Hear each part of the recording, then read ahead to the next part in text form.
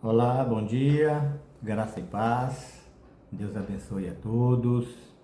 Mais uma vez aqui, aniversário da Missão Ressignificar, o 8º. Senhor até aqui nos abençoou, Senhor até aqui nos ajudou. E por tudo que a Missão Significar é ou tem sido em Cristo, glórias a Ele. Amém?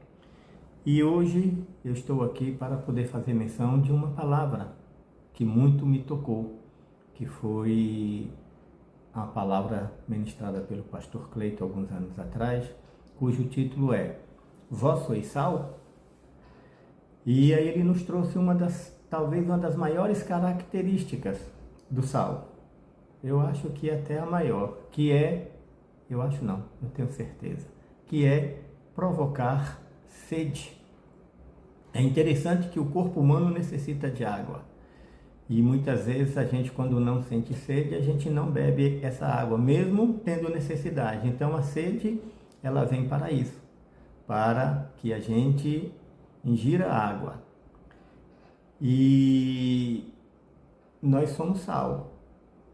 E se nós somos sal, nós temos que provocar sede também nas pessoas, mas não sede de água, mas sede de Cristo, que é a água viva. Então nós temos que provocar essa sede nas pessoas, nós temos que ser esse sal. Foi essa palavra assim que muito me impactou. Então vamos lá, vamos assistir o vídeo e dar uma olhada e refletir realmente se a nossa vida nos tem levado a ser um sal que gera, que provoca sede e sede de Cristo naqueles que estão ao nosso redor. Amém? Deus abençoe e vamos ver esse vídeo e refletir sobre ele. Amém?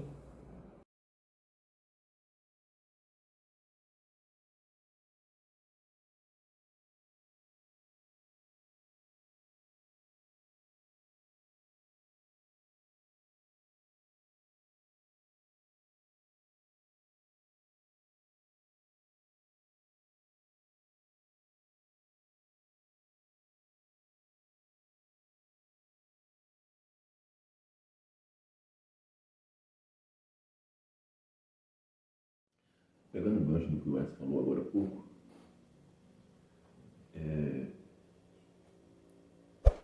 a gente precisa tomar mesmo muita atenção com o que a gente fala.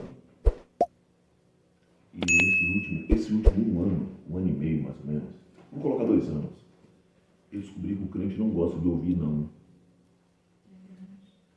Ele lidou com gente o dia todo, gente de várias esferas.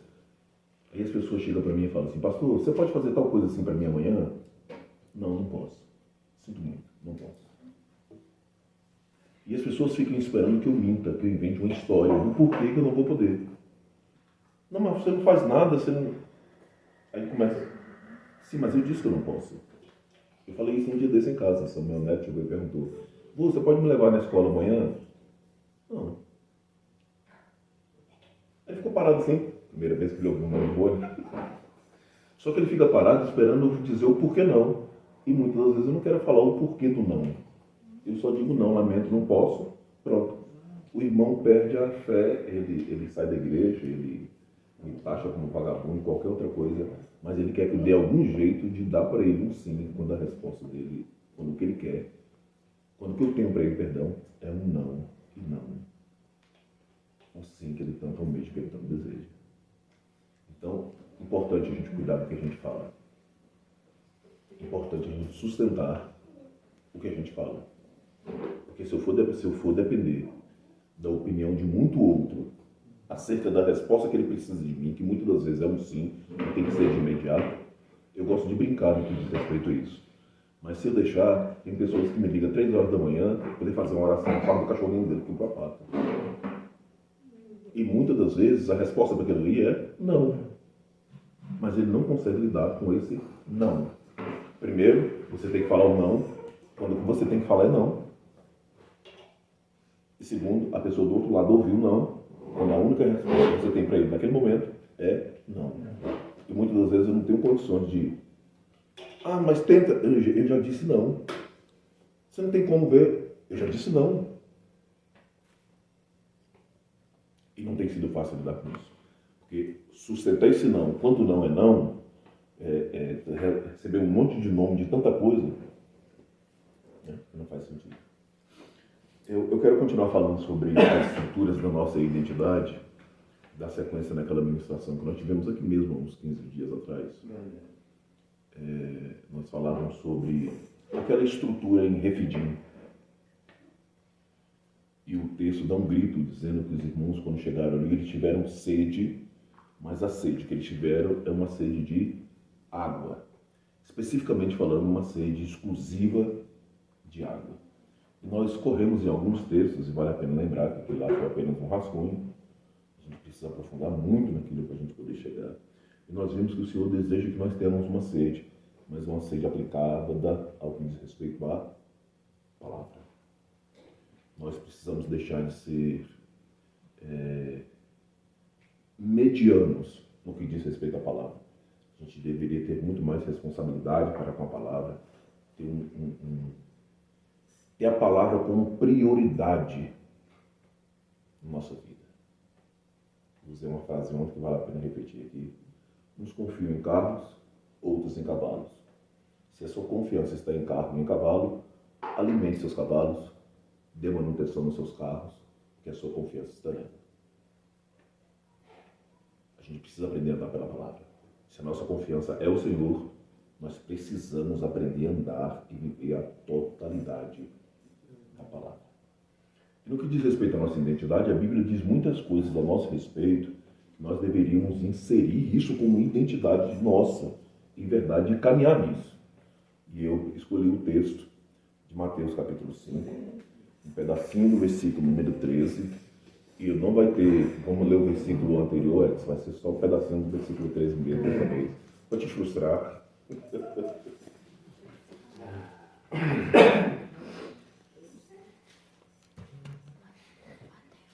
Mateus capítulo 5, o versículo 13, um pedacinho do versículo 13. Amém. Chegou, Miguel? Leia um pedacinho. Leia, que eu quero separar. Vocês são o sal para a humanidade. Pronto, só um pouquinho. É só isso aí. Vamos, Vós sois o sal da terra. Rebeca. Só reproduzir o que a Dovânia falou, tá fácil. Vós sois o sal da terra. Isso aí. Leia. Vocês são o sal da terra. É. Não precisa nem ler essa. Só reproduzir o que a Dovânia falou, tá bom. Vocês são o sal da terra. Ó. Conseguiria ler sem óculos, né? Até a certa distância. Finalmente consegui resolver o problema do meu. Paulo.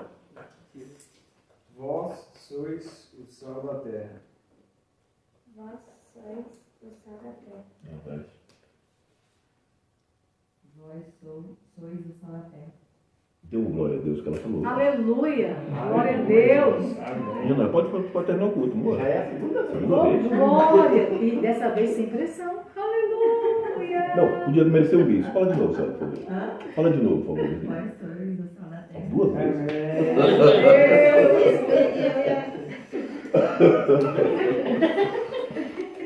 Falei. Vós sois o sal da terra. Então, a Bíblia está dizendo que você é salvo. Agora tem um problema.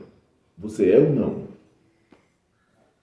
Porque se você for, você precisa ter algumas características desse salvo. E por que Jesus disse que você é o sal da terra? Com que propósito ele estabeleceu isso? Por que ele te identificou dessa forma? Lá em Levítico capítulo 2, que nós vamos estudar sobre as ofertas manjares, o texto deixa muito claro para os sacerdotes que Deus não ia receber nenhuma oferta sem sal. E esse texto não muda. Levítico diz que ele gosta de chamar algumas situações de estatutos perpétuos. Esse é um deles. Das muitas passagens que eu gostaria, até para poder envergonhar um amigo meu, que disse que 30 dias tinha que não tinha um assunto na Bíblia para falar de Elias por 30 dias. Quando Elias montou o altar, estabeleceu o sacrifício ali em cima, você não viu Elias pedindo sal. Tinha um sacrifício, mas não tinha sal. Por que não tinha sal? Porque Elias estava lendo Mateus capítulo 5, versículo 13. Eu sou o sal da terra. Então não precisa pedir sal. Por quê? Elias é sal. Ezequiel capítulo 43, quando vai fazer a restauração do templo, Deus disse para que Ezequiel falasse para os sacerdotes, porque Ezequiel não é sacerdote, ele é um profeta, ele está orientando o sacerdote a fazer. E nas recomendações Deus deixa muito claro, vocês vão entregar sacrifício por 7 dias ou uma semana, mas é impreterível que vocês lembrem aquilo que os sacerdotes esqueceram na trajetória. Sal. Essa oferta precisa ter sal. Das muitas características do sal, o que nós poderíamos lembrar aqui hoje? Edson, uma característica do sal. Salgado. Eu pensei que você fosse falar do sal rosa. Sal rosa? Mas para que você usa sal? Temperado. Dá gosto, né? Dá gosto temperado. O Cristiano usou sal hoje. Para que você colocou sal no pão assim? E colocar leite condensado. Das muitas características que nós temos no sal, tem uma que ela é fundamental e a gente esquece muito, ou para muito vai ser por primeira vez. Preservar? Também é uma excelente característica. Só que quando Deus estabeleceu isso em Levítico, quando ele entrou no texto de Isaías, ele quis que você entendesse o sal como algo que te dá sede. De tudo que você sabe do sal, a Bíblia aponta. Entregar gosto, dar sabor, conservar. Mas você precisa aprender a inserir o sal na sua alimentação. E o sal, na nossa alimentação, qualquer nutricionista mais ou menos vai deixar isso claro, ele precisa te induzir a tomar água, a hidratar o sal. E Deus está dizendo que você é o sal da terra. Então, das muitas coisas que você é, você precisa ser alguém que a sua vida, o seu ministério precisa fazer com que as pessoas que te veem tenham sede, mas jamais sede de você, porque você não é fonte nenhuma. Mas ele disse que ele era a fonte. Aí a primeira pergunta, Sal, que eu quero te fazer é: você é sal mesmo? Qual foi o texto, Miguel, que eu falei que não era para esquecer, que eu esqueci de anotar, que eu lembrei lá na mesa, que eu esqueci, que eu preciso dele agora? Foi por isso que eu falei o texto para você. Eu sabia que eu ia esquecer, e você é realmente fantástico. Mas enfim, você é sal. Nós temos um ministério, um chamado, e a gente vem aqui, prega, e a gente ministra, e a gente tem até uma palavra interessante. Mas as pessoas que escutam essa palavra que Deus tem nos dado, elas têm sede de Deus ou sede do que nós estamos entregando para elas? Nós fazemos com que essas pessoas vá até Cristo, tenha sede de Cristo, ou sede que nós... Você lembrou? É Marcos, mas não lembro. Já reduziu 1 tonelada de fatores. De 66 litros, você lembrou um? Chegou perto, falta pouco. Então, se você é sal, e entre as muitas características que você precisa entregar para a vida das pessoas, isso é o mundo. Vós sois o sal da terra. A versão do Miguel está dizendo que você é o sal da humanidade. Além de temperar, preservar, você está conseguindo fazer com que essa humanidade tenha sede de justiça, como o próprio texto de Mateus vai dizer, por exemplo. A nossa vida cristã, eticamente falando, aliás, esquece o outro. Somos representação da manifestação da justiça de Deus na terra. Quando nós olhamos algum desvalido, será que nós, de algum modo, fazemos algo para poder manifestar essa justiça de Deus na nossa caminhada? Dos muitos textos, até para a gente poder ganhar tempo, vamos para João capítulo 4. Você conhece essa trajetória muito melhor que eu. Eu não gosto de falar, não tem nada novo aqui que você não saiba.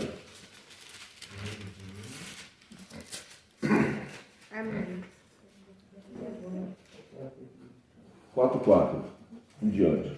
Amém. O texto começa no versículo 4 dizendo que era necessário ele passar por Samaria. O versículo 7 vai dizer que Jesus está pedindo para aquela mulher água, dá-me de beber.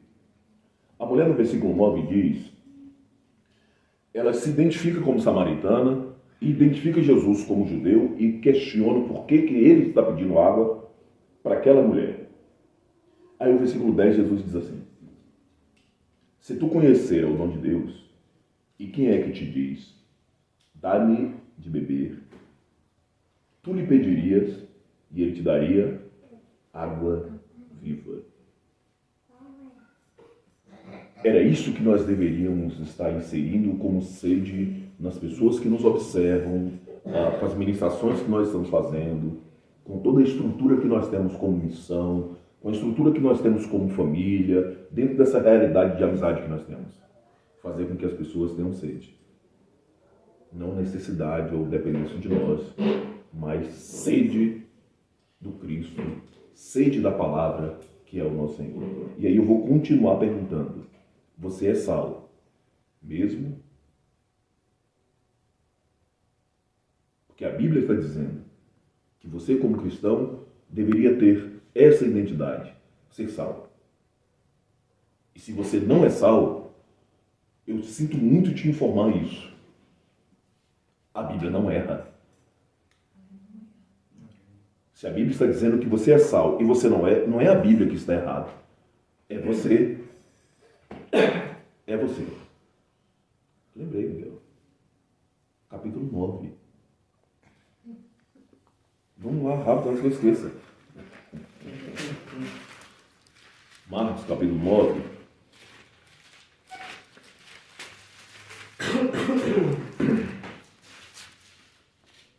Amém.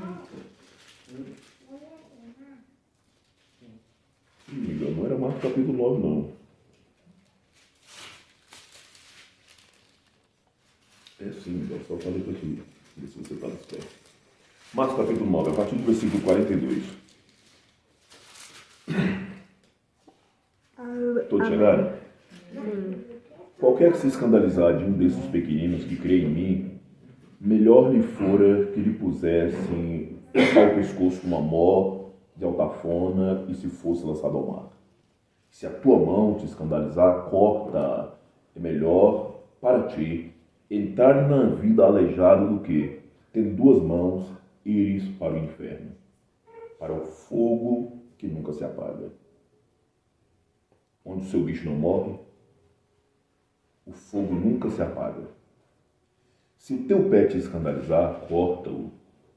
Melhor é para ti entrares coxo na vida do que tendo os pés sendo lançado no inferno, no fogo que nunca se apaga.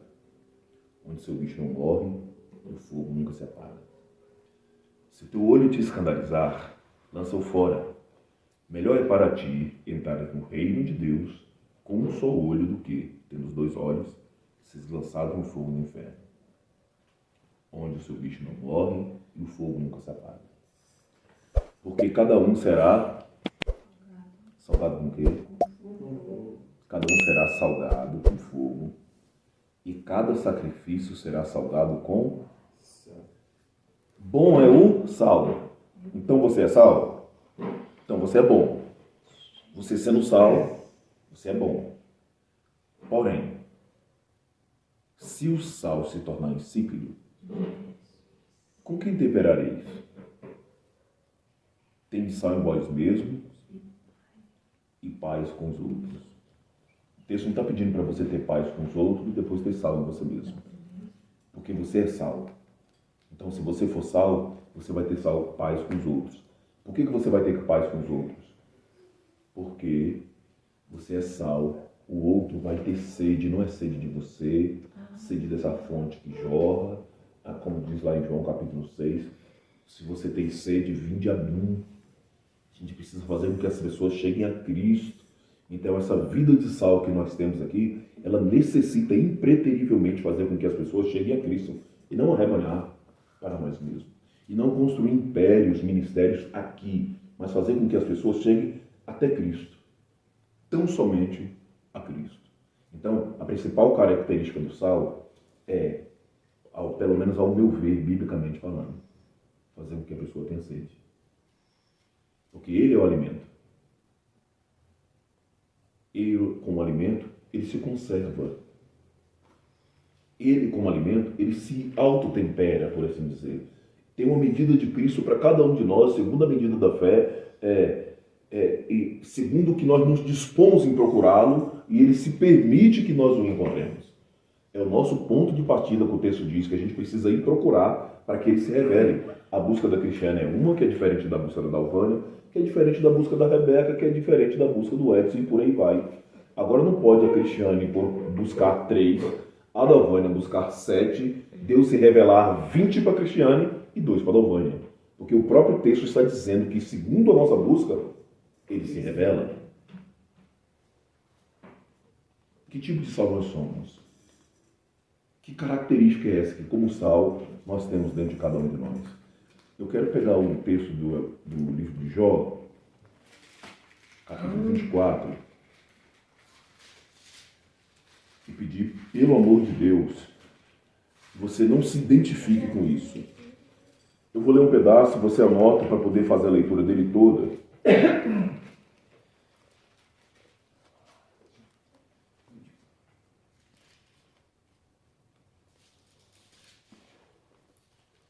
Pode chegar? Visto que o Todo-Poderoso não se cobriram os tempos, porque os que o conhecem não veem seus dias.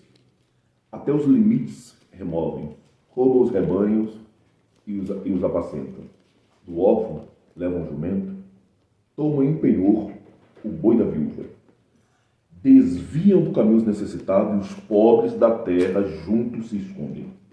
Eis que, como jumentos montezos no deserto, saem às suas obras, madrugando para a presa, a cabina dá mantimento e a eles e aos seus filhos.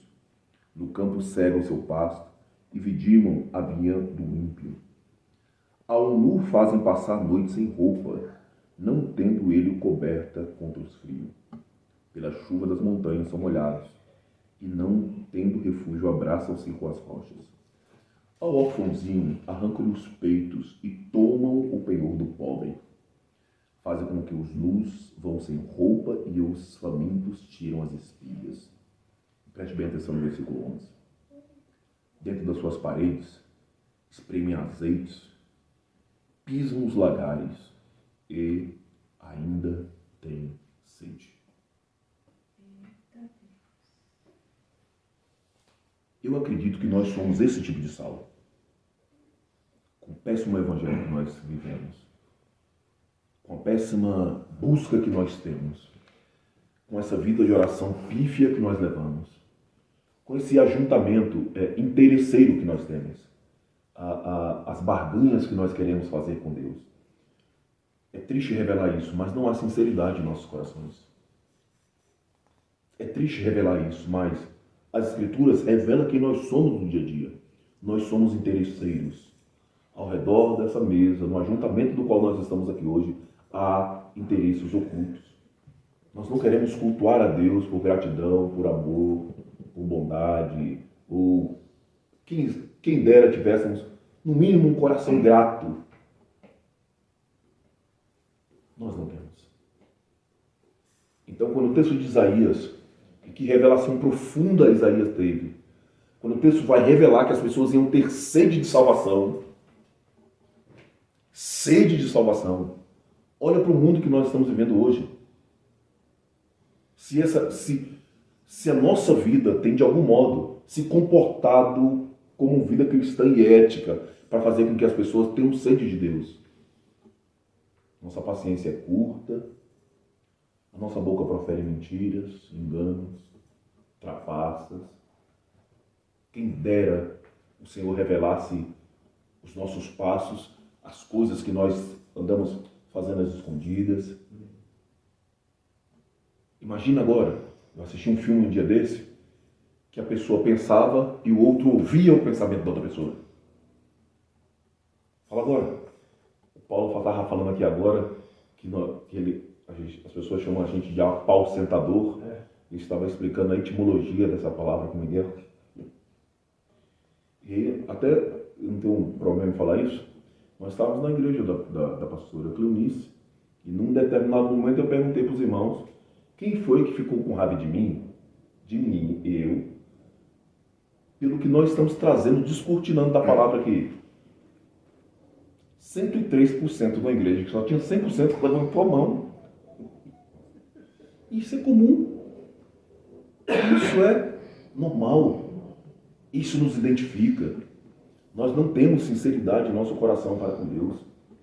Nós não temos verdade. E aí a pergunta é, nós somos salvos? Quando a gente leva uma fechada no trânsito, nós somos salvos? Quando a gente está com nossas emoções, nossos sentimentos à flor da pele, e que a mente já está com os palavrões assim, que a gente não consegue mais cerrar os dentes, nós somos salvos? Nós somos salvos quando nosso vizinho liga um som mais alto, ou qualquer coisa que acontece, nós conseguimos ser salvos? Nós somos insípidos. O texto diz que não tem com quem adubar. Não tem. O sal perdeu o seu sabor, perdeu o seu valor, acabou. É um trem branco, ou um trem rosa, ou acabou. Somos sal mesmo, verdade? Esse texto para terminar, depois você lê o Evangelho de João capítulo 6 e o Evangelho de João capítulo 7, e vamos para o texto de Apocalipse capítulo 21.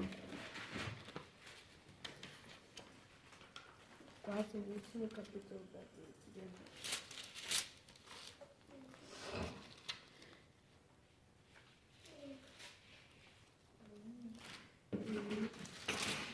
Amém. Evangelho de João capítulo 21.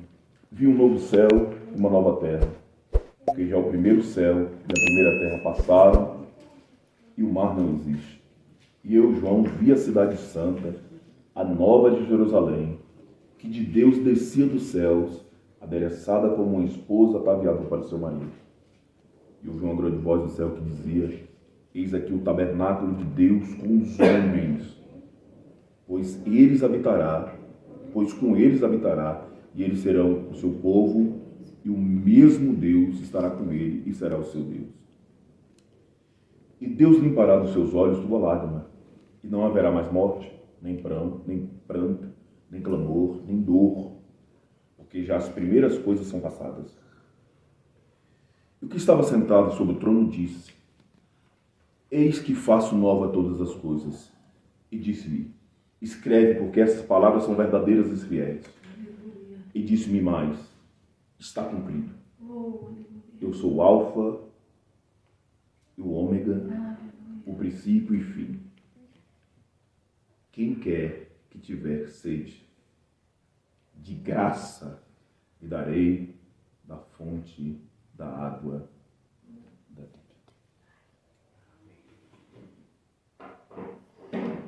Nós precisamos ser sal.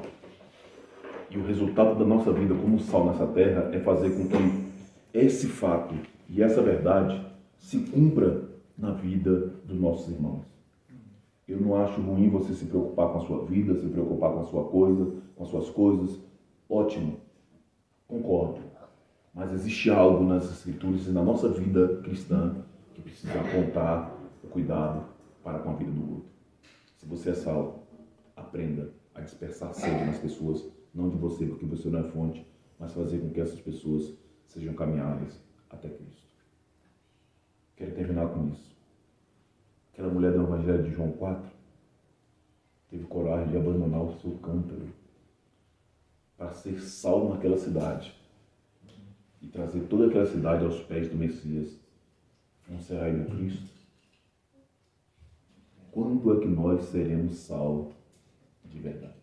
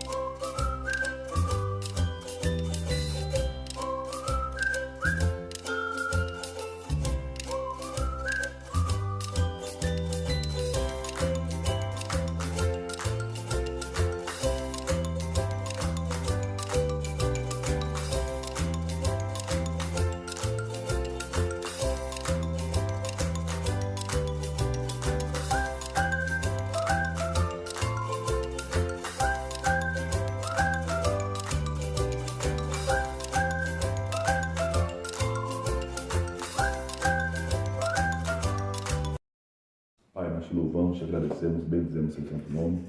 Muito obrigado pela oportunidade da tua palavra. Permita, Pai, que essa palavra venha ao mais profundo do nosso ser, ao mais profundo do nosso coração. Libertando, Pai, das armadilhas e das ciladas em nós e de nós mesmos.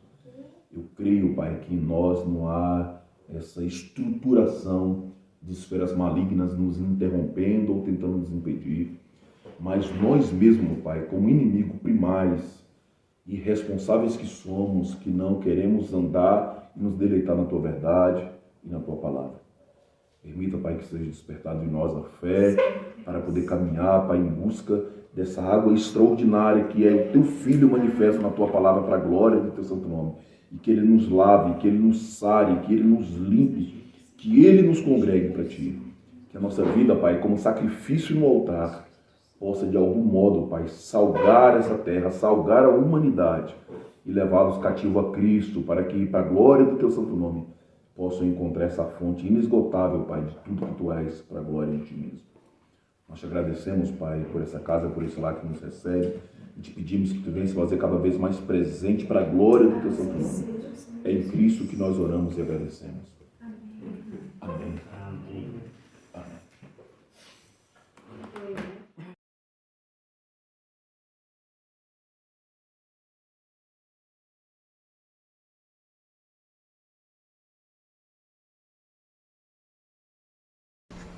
Você não está no lugar errado, não. Você está no canal da Missão Ressignificar, gerando uma história de transformação genuína à luz da palavra.